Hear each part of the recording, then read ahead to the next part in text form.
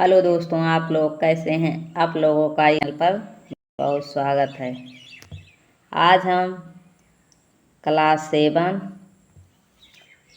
7 इकाई 2 देखेंगे। रेशों से वस्त्र तक, मतलब रेशों से कैसे वस्त्र बनाए गए। पिछली वीडियो में हमने चैप्टर 1 को देख लिया है, उसके अभ्यास प्रश्नों को और चैप्टर को भी देख लिया है। देखिए इस चैप्टर में हम लोग क्या क्या पढ़ेंगे। पौधे एवं जंतुओं से प्राप्त रेशे पढ़ेंगे। ऊन प्रदान करने वाले जंतु पढ़ेंगे। ऊन तैयार करने की विधि को भी पढ़ेंगे। रेशम कीट का जीवन चक्र, रेशम प्राप्त करना, दैनिक जीवन में जंतु रेशों की उपयोगिता एवं महत्व। हम लोग इस चैप्टर में इतने पॉइंट को देखेंगे एक एक करके। चलो देखते हैं। पिछली कक्षा में आपने पौधों से प्राप्त होने वाले रेशों जैसे कपास, जूट के बारे में विस्तार से पढ़ा था, मतलब क्लास 6 में। इस इकाई में हम जंतुओं से प्राप्त होने वाले रेशों, जंतु से कौन कौन से रेशे प्राप्त होंगे, ऊन, रेशम को प्राप्त करने की विधि तथा इनसे वस्त्र बनाने की विधियों के बारे में जानेंगे। पौधे एवं जंतुओं से प्राप्त रेशे। पौधों से प्राप्त होने वाले रेशे पादप रेशे कहलाते हैं। पौधों से प्राप्त होने वाले रेशे क्या कहलाते हैं, पादप रेशे कहलाते हैं। कपास के पौधे के बिनौलों से रुई तथा पटसन या सनई के पौधों के तनों से क्या प्राप्त होता है, जूट प्राप्त होता है। जूट के रेशे प्राप्त किए जाते हैं। कपास के पौधे के बिनौलों से क्या प्राप्त होता है, रुई। पटसन या सनई के पौधे के तनों से क्या प्राप्त होते हैं, जूट। देखिए आगे, कपास के रेशों का उपयोग क्या क्या बनाने में किया जाता है, कागज, सूती वस्त्र, चादर, पर्दे आदि बनाने में किया जाता है। किसका, कपास के रेशों का। जबकि जूट के रेशों से रस्सी, जूट के रेशों से क्या बनाई जाती है, रस्सी, बोरा, दरी आदि बनाए जाते हैं। इसी प्रकार जंतुओं से प्राप्त होने वाले रेशों को क्या कहते हैं, जंतुओं से प्राप्त होने वाले रेशे को जांतव रेशे कहा जाता है। ऊन तथा रेशम प्रमुख क्या है, जांतव रेशे हैं, ऊन तथा रेशम। ऊन के रेशे भेड़ अथवा याक के शरीर के बालों से तथा रेशम के रेशे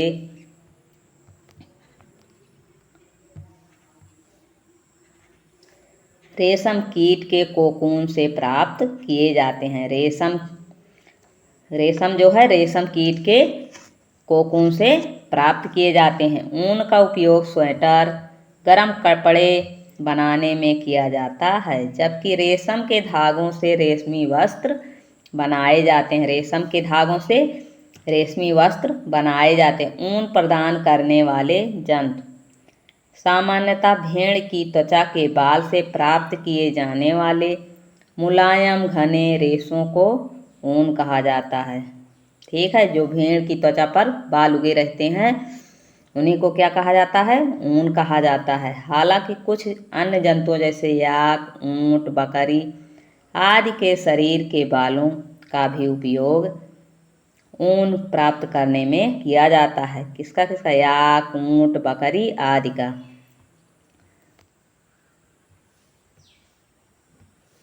दरअसल इसी ऊन को स्वेटर बुनने के लिए बाजार से खरीदा जाता है। ठीक है, बाजार से जो ऊन खरीदा जाता है इन्हीं सभी जंतुओं का होता है। जिन वास स्थानों पर बालों से ढके जो जंतु पाए जाते हैं वहाँ उन्हीं जंतुओं के रेशों से ऊन प्राप्त किया जाता है। उदाहरणतः जम्मू कश्मीर के पहाड़ी क्षेत्रों में पाई जाने वाली अंगोरा बकरी से क्या प्राप्त किया जाता है, अंगोरा बकरी से अंगोरा ऊन। कश्मीरी बकरी से पश्मीना ऊन की सालें बनाई जाती हैं। याक का ऊन तिब्बत और लद्दाख में प्रचलित है। कहाँ प्रचलित है याक का ऊन, तिब्बत और लद्दाख में।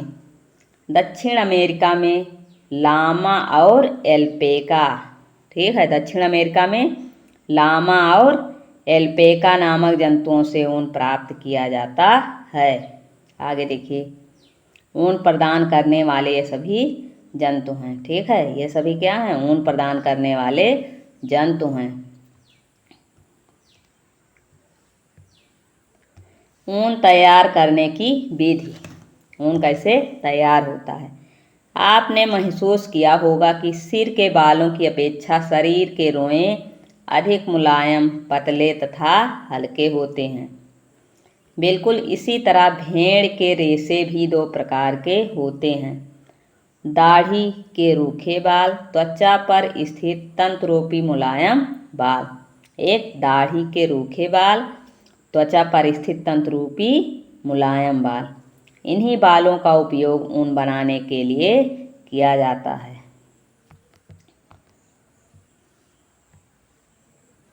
भेड़ पालन और प्रजनन। हमारे देश के अनेक भागों में भेड़ों को ऊन उत्पादन के लिए पाला जाता है।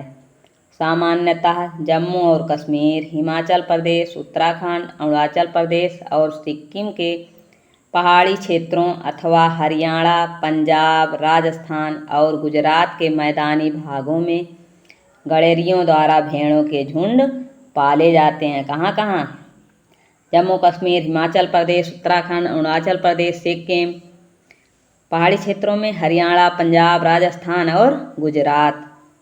आगे देखिए, भेड़ शाकाहारी होती हैं। भेड़ कैसी होती हैं? शाकाहारी। ये क्वेश्चन आ सकता है। और वह घास और पत्तियां खाना पसंद करती हैं। भेड़ पालक उन्हें हरे चारे के अतिरिक्त दालें, मक्का, ज्वार तथा खली आदि खिलाते हैं। क्या क्या खिलाते हैं? दाल, मक्का, ज्वार और खली। दरअसल भेड़ों के रेशों की गुणवत्ता उनके पोषण, जलवायु तथा उचित देखभाल पर निर्भर करती है। भेड़ की कुछ नस्लों के शरीर पर घने बाल होते हैं, जिनसे बड़ी मात्रा में अच्छी गुणवत्ता वाली ऊन प्राप्त होती है। भेड़ की कुछ नस्लों में क्या होता है? शरीर पर बहुत घने बाल होते हैं, जिससे क्या होता है? अच्छी गुणवत्ता वाले ऊन प्राप्त होते हैं। ऐसी भेड़ों का उपयोग अच्छी नस्ल की भेड़ों को जन्म देने के लिए भी किया जाता है। नस्ली भेड़ों को जन्म देने के लिए जनक के रूप में इनके चयन की प्रक्रिया को क्या कहते हैं? वर्णात्मक प्रजनन कहते हैं। क्या कहते हैं? वर्णात्मक प्रजनन कहते हैं। मतलब अच्छी भेड़ों से दूसरी भेड़ों को करने जन्म देने के लिए भी किया जाता है। ठीक है, इसे क्या कहते हैं? वर्णात्मक प्रजनन। आगे देखिए, आपने महसूस किया होगा कि सिर के बालों की अपेक्षा शरीर के रोएं अधिक मुलायम, पतले तथा हल्के होते हैं। बिल्कुल इसी तरह भेड़ के रेशे भी दो प्रकार के होते हैं। दाढ़ी के रूखे बाल, त्वचा पर स्थित तंतुरूपी मुलायम बाल। इन्हीं बालों का उपयोग ऊन बनाने के लिए किया जाता है। गुणवत्तापूर्ण ऊन प्रदान करने वाली भेड़ों की कुछ भारतीय नस्लों की जानकारी नीचे दी गई तालिका में अंकित है। देखिए,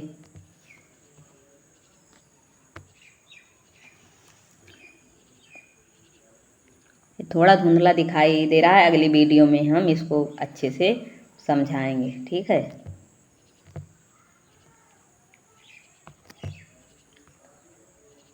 भेड़ के रेशों को ऊन से संसाधित करने के विभिन्न चरण।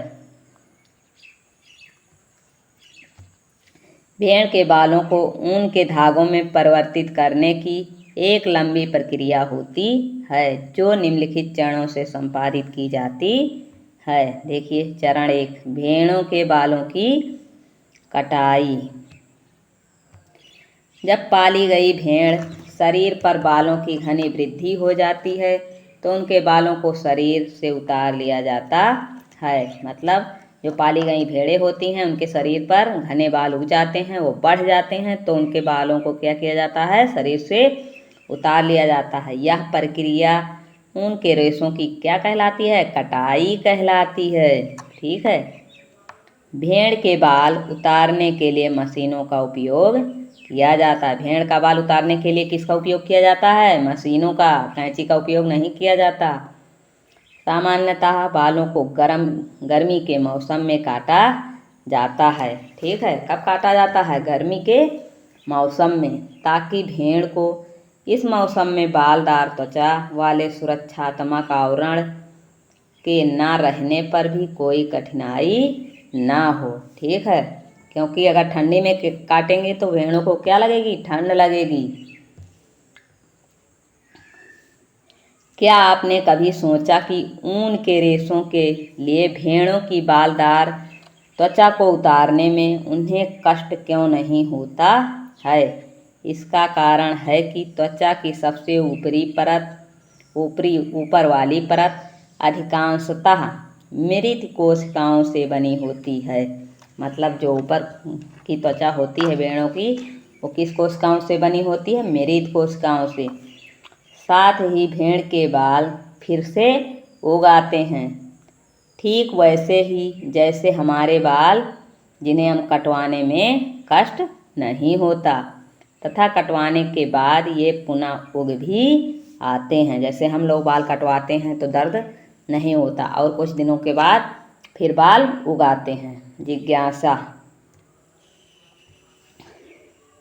कारण जानने का प्रयास कीजिए। जब आप बाल कटवाते हैं तो कोई दर्द नहीं होता, परंतु जब आपके बाल खींचता है तब दर्द क्यों होता है? मतलब आप लोग इसको ट्राई कीजिएगा।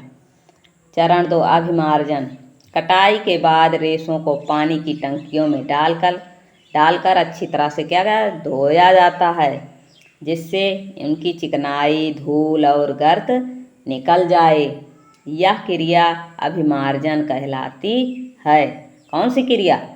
जब बाल कट जाते हैं तो उनको क्या किया जाता है? पानी की टंकियों में डालकर अच्छी तरह से धोया जाता है, जिससे उनकी चिकनाई, धूल और गर्द निकल जाए। यह प्रक्रिया अभिमार्जन कहलाती है। आजकल अभिमार्जन मशीनों द्वारा किया जाता है। आजकल मतलब ये सभी कार्य मशीनों द्वारा कर लिए जाते हैं। छटाई देखिए। अभिमार्जन के बाद रेशों की छटाई होती है। इसमें अच्छे रोएदार रेशों को उसकी लंबाई, चिकनाई तथा हल्केपन के आधार पर अलग अलग कर लिया जाता है। छटाई का यह काम हाथों से अथवा मशीनों से किया जाता है। ठीक है, किससे किससे? हाथों से या मशीनों से। चरण 4 में क्या है? कताई। अभिमार्जन से प्राप्त रेशों को सुखा लिया जाता है। इस प्रकार प्राप्त छोटे छोटे कोमल व फूले हुए रेशों की ऊन के धागों के रूप में कताई की जाती है। ठीक है, पहले क्या किया जाता है? अभिमार्जन से प्राप्त रेशों को सुखा लिया जाता है। ठीक है, उसके बाद ऊन तैयार कर लिए जाते हैं, अच्छे अच्छे कोमल। भेड़ के रेशों को ऊन में संसाधित करने के विभिन्न चरण ये चित्र में दिखाए गए हैं। ये देखिए। ठीक है, आगे देखिए। चरण 5, रंगाई। भेड़ों अथवा बकरियों से प्राप्त रेशे प्रायः काले, भूरे अथवा सफ़ेद रंग के होते हैं। किस कलर के? काले, भूरे अथवा सफ़ेद रंग के होते हैं। विविधता पैदा करने के लिए इन रेशों की विभिन्न रंगों में रंगाई की जाती है। इस प्रक्रिया में रंग बिरंगे ऊनी रेशे अक्सर आपस में उलझ जाते, मतलब फंस जाते हैं। ऊनी धागा बनाना। रंगाई के पश्चात प्राप्त इन रेशों को सुलझाकर सीधा किया जाता है और फिर लपेटकर उनसे धागा बनाया जाता है। कैसे? लपेटकर। लंबे रेशों को काटकर स्वेटर की बुनाई वाले ऊन में और अपेक्षाकृत छोटे छोटे रेशों को काटकर ऊनी वस्त्रों की बुनाई में उपयोग किया जाता है। कुछ और भी जाने।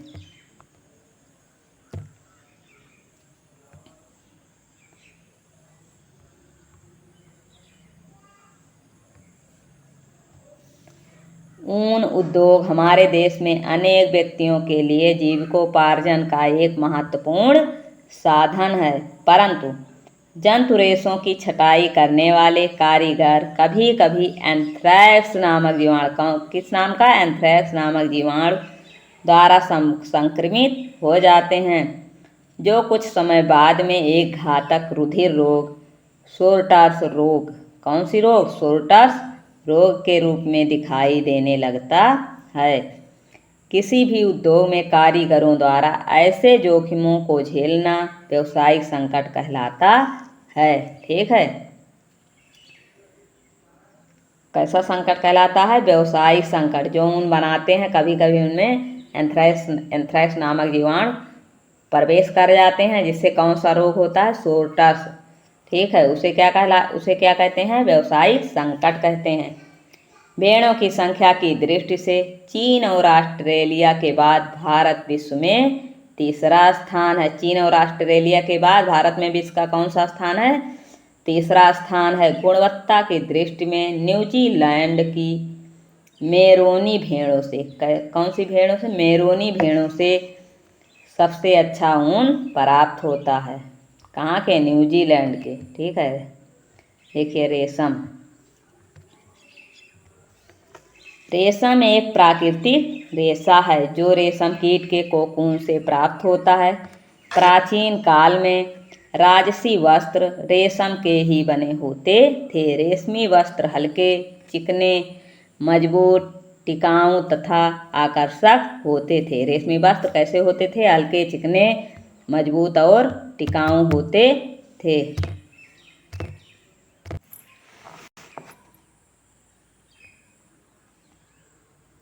रेशमी वस्त्र हल्के, चिकने, मजबूत, टिकाऊ तथा आकर्षक होते हैं। रेशम का आविष्कार किस देश में हुआ, चीन देश में हुआ। चीन वर्तमान समय में भी विश्व का सर्वाधिक रेशम उत्पन्न करने वाला देश है। ठीक है, सबसे अधिक रेशम वर्तमान में कहाँ से उत्पन्न होता है, चीन से। भारत भी व्यावसायिक स्तर पर बहुत अधिक, विश्व का लगभग 13/3 रेशम का उत्पादन करता है। ठीक है, रेशम कीट का जीवन चक्र। रेशम कीट शहतूत, अरंडी, ओक इत्यादि के पेड़ों पर पाले जाते हैं। किस पे, शहतूत, अरंडी और ओक पर। मादा रेशम कीट सैकड़ों की संख्या में अंडे देती है, जो शहतूत की पत्तियों की निचली सतह पर चिपके होते हैं। ठीक है, शहतूत की निचली सतह पर चिपके होते हैं।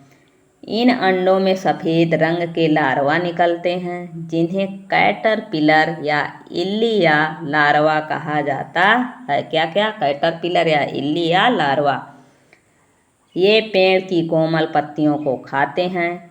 4 से 6 हफ्तों, कितने हफ्तों, 4 से 6 हफ्तों, ये सब क्वेश्चन बहुत इंपॉर्टेंट है। 4 से 6 हफ्तों में भी वृद्धि करके जीवन चक्र की अगली अवस्था में प्रवेश करते हैं। रेशम कीट के लार्वा में एक विशेष ग्रंथि होती है, जिसे रेशम ग्रंथि कहते हैं। इस ग्रंथि से अत्यंत महीन लसदार पदार्थ स्रावित होता रहता है, जो प्रोटीन युक्त होता है। लार्वा अंग्रेजी की संख्या 8 के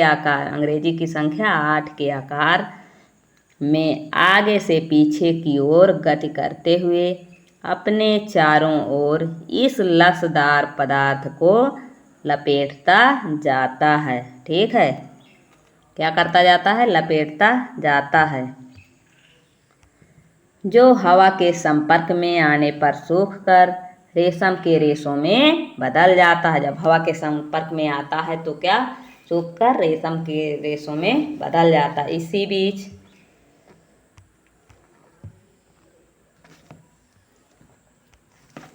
लार्वा प्यूपा में रूपांतरित हो जाता है। किसमें, प्यूपा में। ठीक है, रेशम के रेशों से लिपटे हुए प्रत्येक प्यूपा एक सफ़ेद गोलाकार संरचना में बंद हो जाते हैं। किसमें, एक गोलाकार संरचना में प्यूपा जो है बंद हो जाते हैं। इन प्यूपा युक्त गोलाकार रचनाओं को काया, कोया या कोकून कहते हैं। कोकून के भीतर ही प्यूपा विकसित होकर, किसके भीतर? कोकून के भीतर ही प्यूपा बढ़ जाता है, होकर वयस्क रेशम कीट में बदल जाता है। किसमें? वयस्क रेशम कीट में, मतलब बड़े। अंत में रेशम कीट कोकून के रेशों को काटते हुए बाहर निकल जाते हैं तथा अपना नया जीवन चक्र प्रारंभ करते हैं।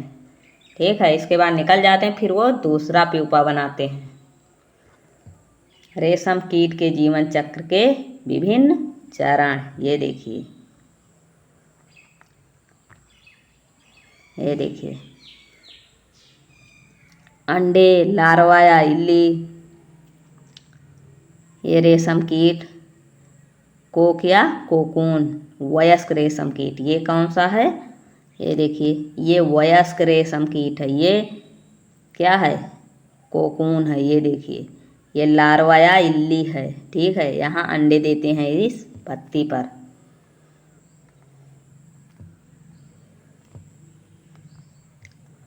आगे देखिए, गत्ते अथवा चार्ट पेपर पर रेशम कीट की विभिन्न अवस्थाओं के चित्र बनाकर अलग अलग काट लीजिए। रेशम कीट के जीवन चक्र की इन अवस्थाओं को सही क्रम में लगाने का प्रयास कीजिए तथा उनकी विशेषताओं को सूचीबद्ध कीजिए। रेशम कीट पालन।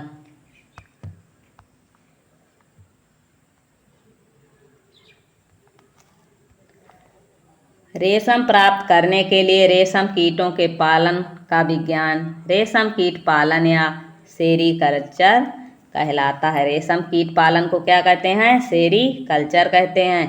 भारत का प्रमुख सेरीकल्चर केंद्र कर्नाटक के मैसूर तथा कहाँ है? बेंगलुरु में। कहाँ?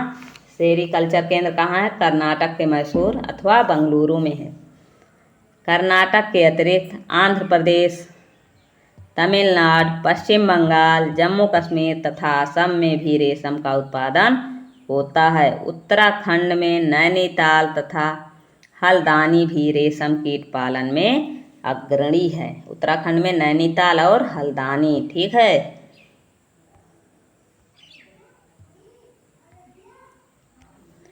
असम तथा झारखंड में कई किसानों का प्रमुख व्यवसाय कीट पालन ही है। वह पेड़ों पर रेशम कीटों को पालते हैं। कहाँ? असम और झारखंड में। नर कीट की तुलना में मादा कीट आकार में बड़ी होती हैं। नर से क्या होता है? मादा बड़ी होती हैं और एक बार में सैकड़ों अंडे देती हैं। एक बार में कितने अंडे? कम से कम 100 अंडे देती हैं।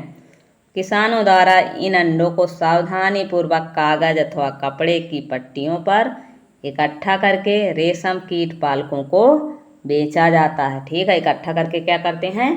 बेच देते हैं। कीट पालकों द्वारा इन अंडों को कीट पालक गृह में उचित ताप व नमी में इस प्रकार रखा जाता है जिससे अंडों में से अधिक लार्वा निकल आएं।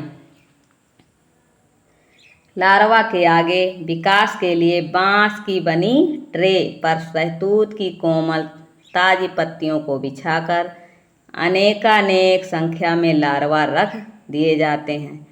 लार्वा इन पत्तियों को दिन रात खाते हैं। क्या करते हैं? दिन रात खाते हैं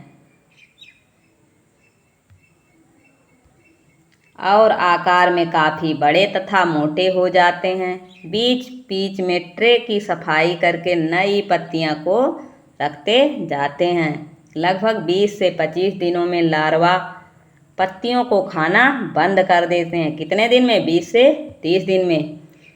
और कोकून बनाने के लिए बांस के छोटे छोटे कच्छों से बाहर आने लगते हैं। इसके लिए बांस की ट्रे में छोटी रैक या टहनियाँ रखी जाती हैं जिनसे कोकून जुड़ जाते हैं।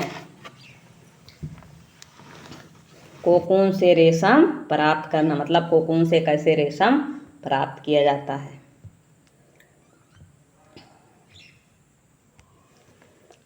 पूर्ण कोकून बन जाने पर उन्हें इकट्ठा किया जाता है। रेशम प्राप्त करने के लिए प्यूपा से वयस्क कीट बनने से पूर्व ही कोकून को एकत्रित करके उन्हें उबलते पानी में 950 डिग्री सेल्सियस से 970 डिग्री तक लगभग 10 से 15 मिनट के लिए डाल दिया जाता है। कितने से?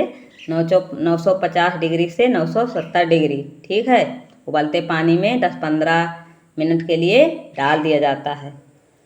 इससे कोकून के चारों ओर लिपटे रेशों के बीच का चिपचिपा पदार्थ घुल जाता है, ठीक है। रेशों के बीच जो चिपचिपा पदार्थ है वो घुल जाता है तथा रेशम के रेशे पृथक हो जाते, मतलब रेशम के रेशे अलग हो जाते हैं।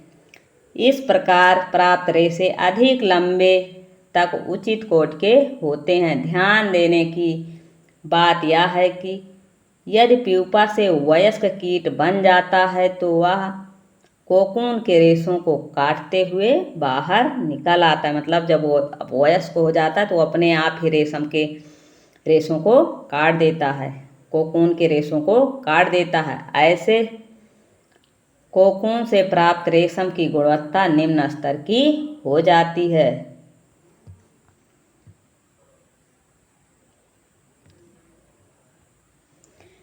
रेशम के रूप में उपयोग के लिए कोकून में रेशे निकालने की प्रक्रिया रेशम की रीलिंग कहलाती है, ठीक है।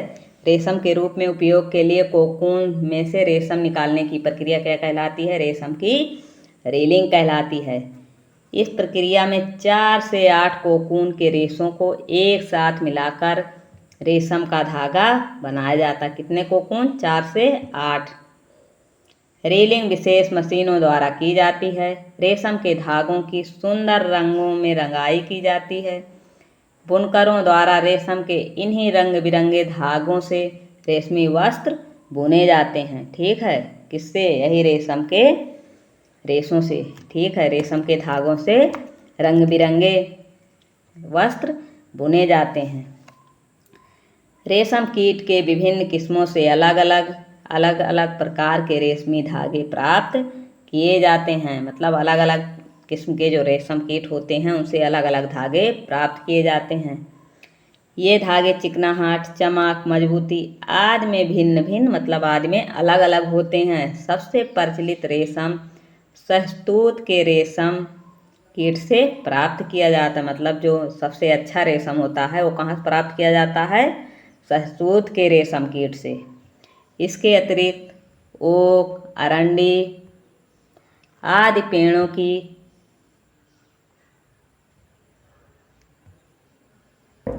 पत्तियों पर पाए जाने वाले विभिन्न रेशम कीटों से टसर रेशम, मूंगा रेशम, कोसा रेशम, एरी रेशम आदि प्राप्त किए जाते हैं।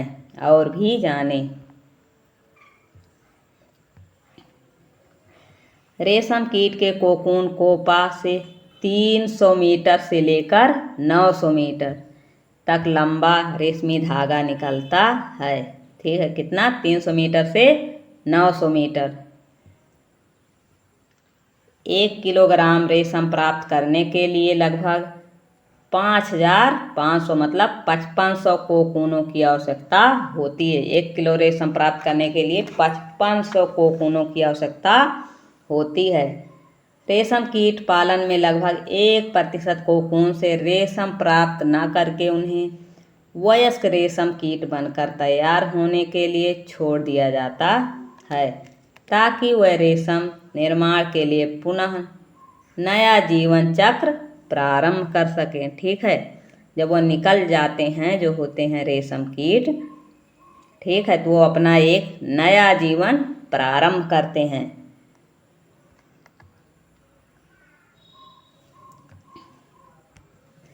दैनिक जीवन में जंतु रेशों की उपयोगिता एवं महत्व। हम अपने दैनिक जीवन में जिन जंतु रेशों का उपयोग करते हैं उनमें प्रमुख रूप से भेड़ के बालों से प्राप्त ऊन तथा रेशम कीट के कोकून से प्राप्त रेशमी धागे होते हैं, ठीक है। किसके? भेड़ के बाल और रेशम कीट के कोकून से प्राप्त रेशमी धागा।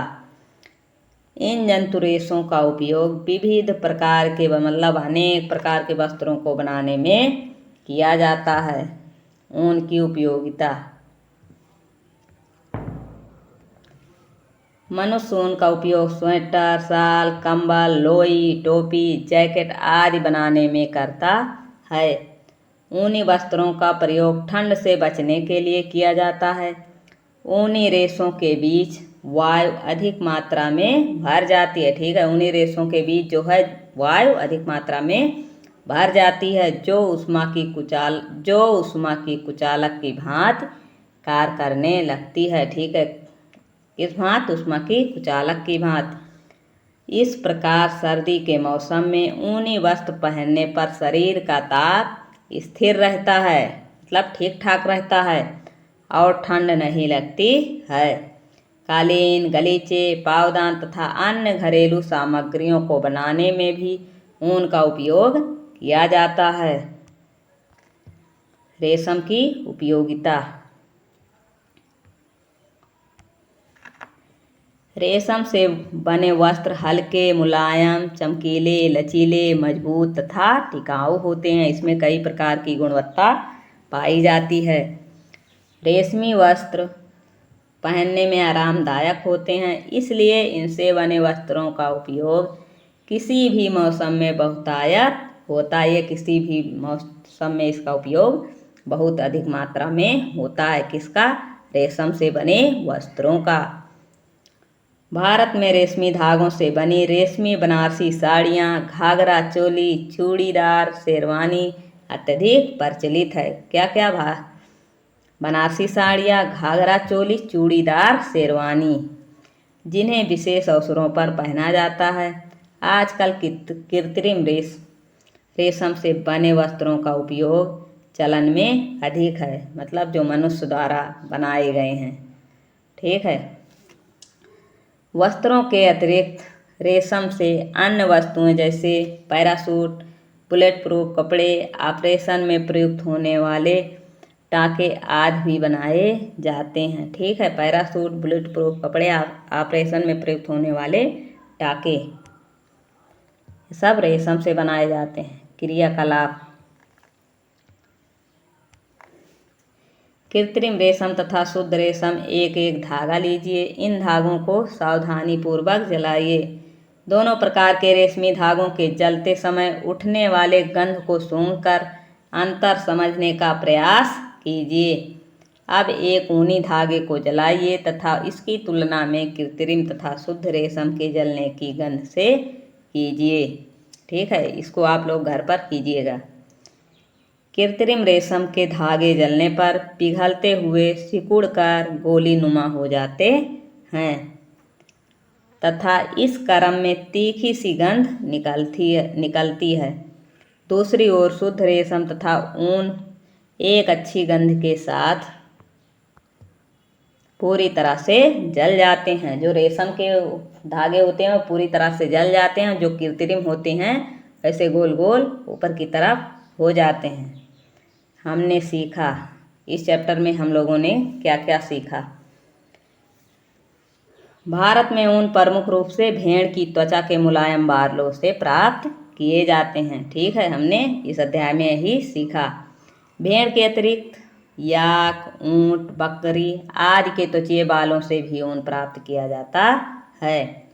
भेड़ के बालों को ऊन के धागों में परिवर्तित करने की प्रक्रिया को ऊन संसाधन कहते हैं। क्या कहते हैं? ऊन संसाधन। भेड़ के बाल से ऊन के धागों में परिवर्तित मतलब बदलने की प्रक्रिया को उनका संसाधन कहते हैं।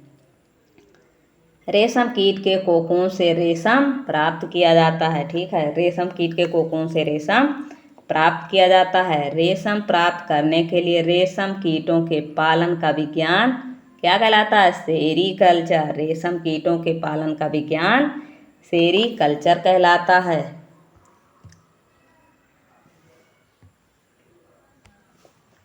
कोकूनों से रेशम के रेशे निकालने की प्रक्रिया रेशम की रीलिंग कहलाती है। क्या कहलाती है? रेशम की रीलिंग। कोकूनों से रेशम के रेशे निकालने की प्रक्रिया रेशम की रीलिंग कहलाती है।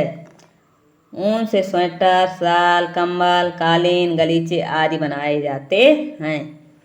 रेशमी धागों से रेशमी बनारसी साड़ियाँ, घाघरा चोली, चूड़ीदार शेरवानी आदि बनाए जाते हैं। इस वीडियो में इतना ही। अगली वीडियो में हम लोग कल मिलेंगे। अगर वीडियो पसंद आई है तो वीडियो को लाइक करें, चैनल को सब्सक्राइब करें और अपने दोस्तों में भी शेयर करें और कमेंट करना ना भूलें। धन्यवाद।